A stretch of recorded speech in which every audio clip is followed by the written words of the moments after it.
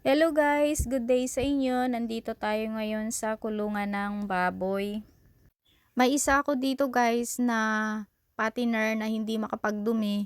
2 days na ngayong araw. Kaya nandito ako ngayon sa kulungan para mabigyan natin ng first aid yung ating patiner na hindi makapagdumi. So yung binili ko guys na suppository ay pang adult dahil malaki na rin yung ating baboy. Pag magpasok kayo guys ng suppository sa baboy, kailangan yung mag-gloves or mag-plastic kasi yung daliri nyo, pinapasok nyo doon, so madumi. Kailangan nyo lang magamit ng gloves or plastic. Yung ginawa ko lang, wala kasing gloves dito sa bundok, plastic.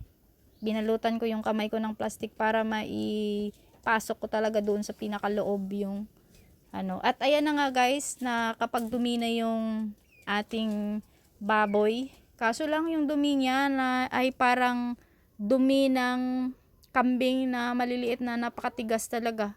Kaya ayan, nahirapan siya at bloated yung tiyan niya. Siguro talaga, di ba pag ang tao hindi makadumi, masakit, pangit sa pakiramdam. So yun din yung baboy. Tsaka nilalagnat pa yan sila. Kaya wag nyong paliguan guys, pag ganito, wag nyong paliguan yung inyong baboy para hindi lagnatin. Kasi sa akin, napaliguan ko first day, kaya nilagnat siya. Pero yung ginawa ko, ay pinaliguan ko ng suka, pinunasan ko ng suka sa ulo, sa mga singit-singit, ayun. At sa awa naman ng Diyos guys, ay natanggal naman kasi pulang-pula na talaga yung katawan niya. Natakot na rin ako dahil talagang sumisingaw yung init at saka gusto niya talagang maligo sa mga kunting basa-basa lang.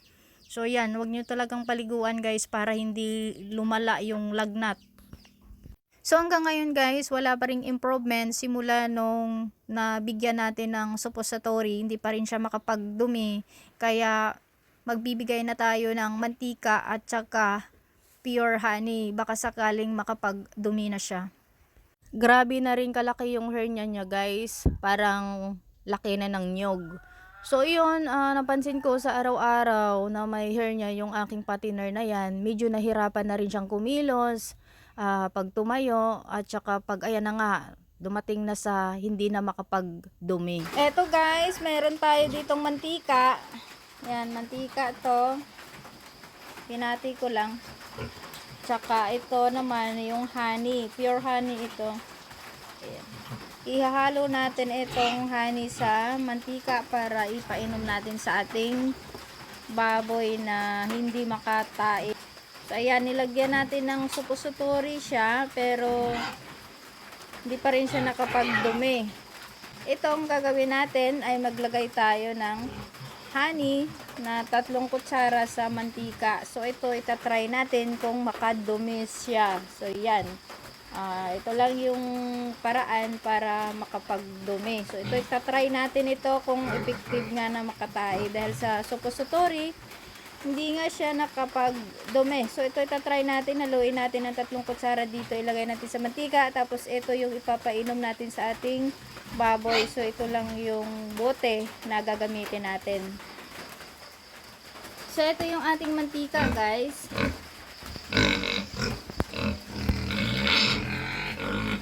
Ayun yung ating mantika ito.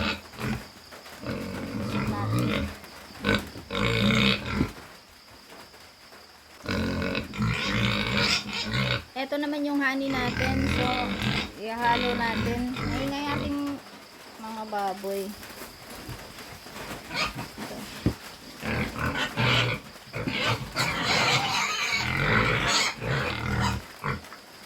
3 kutsarang honey.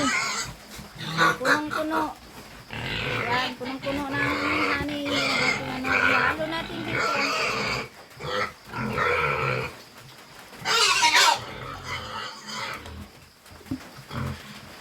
Ayan ang ating baboy.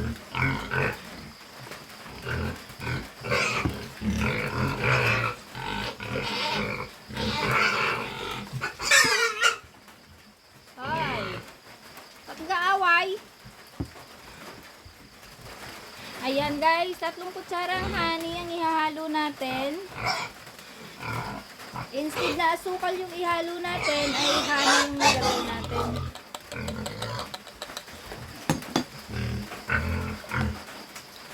Tapos, ano lang natin, alugin.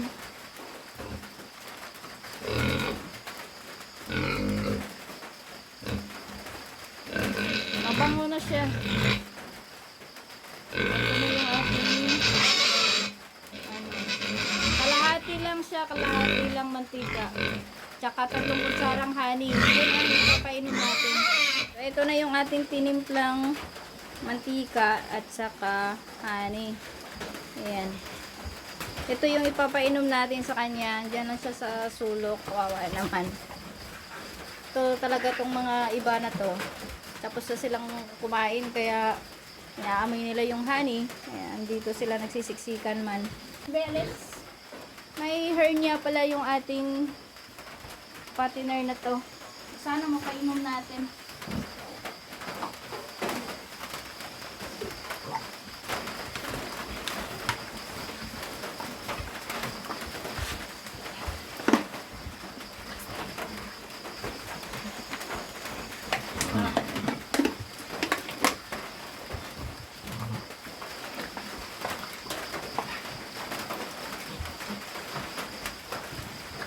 Ay, salamat! Uminom!